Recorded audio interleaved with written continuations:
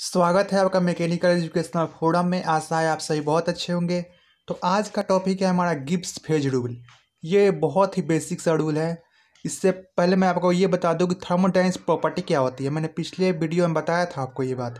यहाँ पर थोड़ी सा ब्रीफ में देख लेते हैं कि वहाँ पर मैंने बहुत ही कॉमन सा एग्जाम्पल लिया था कि ये कोई अगर व्यक्ति है, ये कोई व्यक्ति है, इसको पुलिस पकड़ कर ले गई कोर्ट में ले गई और तमाम सबूत और गवाह के आधार पर कोर्ट ने ये डिसाइड किया ये जो व्यक्ति है ना वो क्रिमिनल है।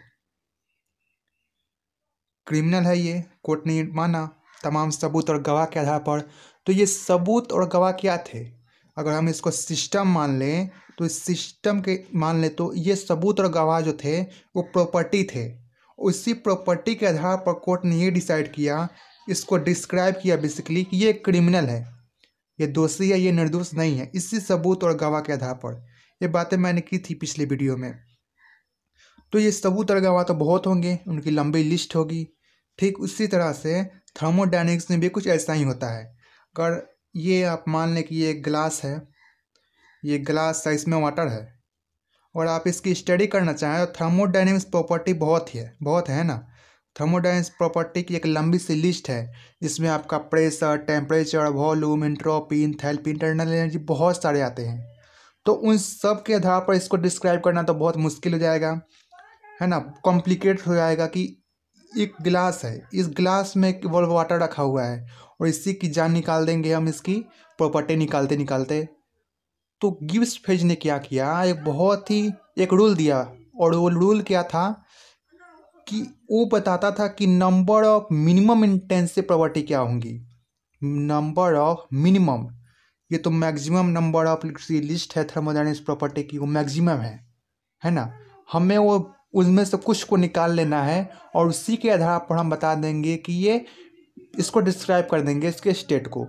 तो गिब्स फेज ने एक बेसिकली एक फार्मूला था वो, उसके आधार पर उन्होंने बताया कि मिनिमम नंबर ऑफ प्रॉपर्टी जो है वो कितनी हो सकती हैं और जो प्रॉपर्टी होगी आपकी इंडिपेंडेंट होंगी, इंटेंसिव प्रॉपर्टी होंगी। ये गिब्स फेज रूल का ये फार्मूले से हमें आता है।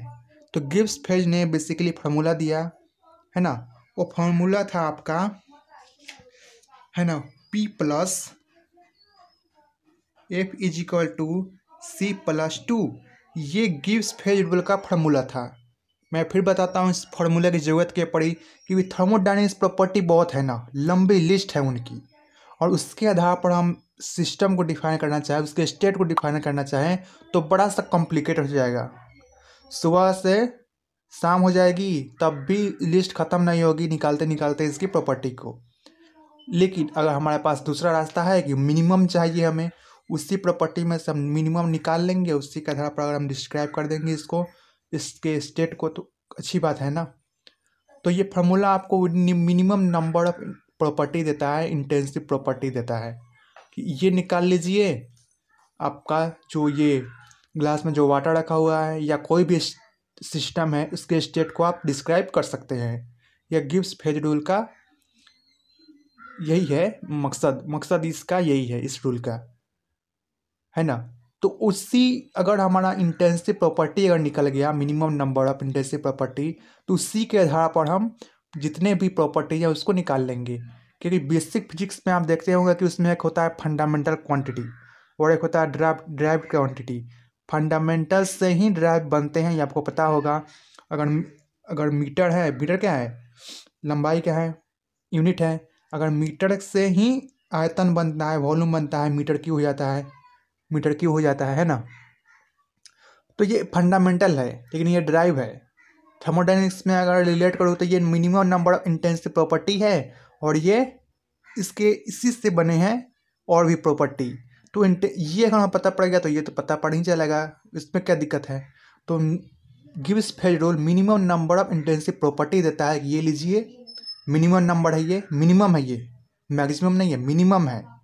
कम से कम प्रॉपर्टी आपको निकाल कर दे देता है और उसी के आधार पर हम सिस्टम को, स्टेट को डिफाइन कर देते हैं। तो इस फेज में देखिए, इस रूल में क्या है, ये जो P है ना आपका, वो नंबर ऑफ फेज है। आपको पता है सॉलिड, लिक्विड, गैस, ये फेज होते हैं 3। तो नंबर ऑफ फेज है, कितने फेज हैं अगर आप स्टडी करना चाहते हैं किसी सिस्टम की तो उसमें कितने फेज प्रेजेंट हैं। एफ जो है आपका minimum number of independent intensive property है, या फिर इसको वेरिएबल बोलते हैं, minimum number of independent intensive variable required to fix the state.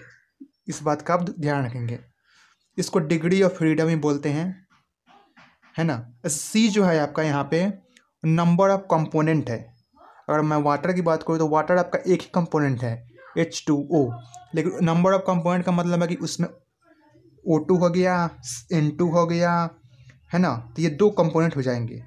और वाटर की बात करूँ तो वाटर आपका एक ही कंपोनेंट है। इस बात का आपको ध्यान रखना है, क्योंकि H2O एक साथ है ना, ये एक साथ है, अलग अलग नहीं है, एक ही साथ है ये, और ये वाटर का बनाते हैं, है ना।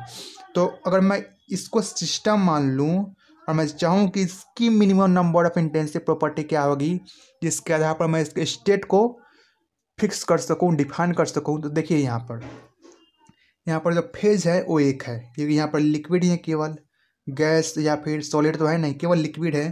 तो पी जो होगा वो 1 हो जाएगा।